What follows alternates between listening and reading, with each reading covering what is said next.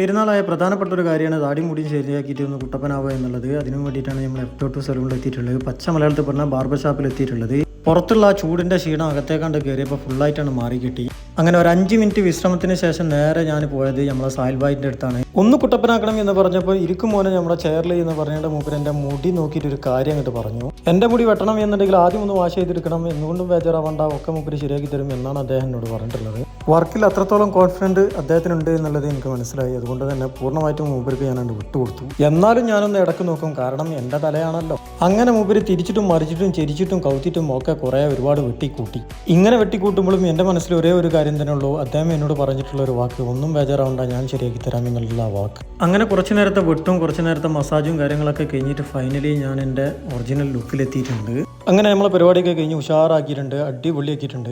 ഇതാണ് നമ്മളെ മുടി വെട്ടിയിട്ടുള്ള മച്ചാൻ സാഹിൽ ഭായ് കേട്ടോ. അപ്പോൾ നമ്മളെ ലുക്ക് എന്താ പാട് ഒന്ന് കമൻറ്റ് ചെയ്യണേ.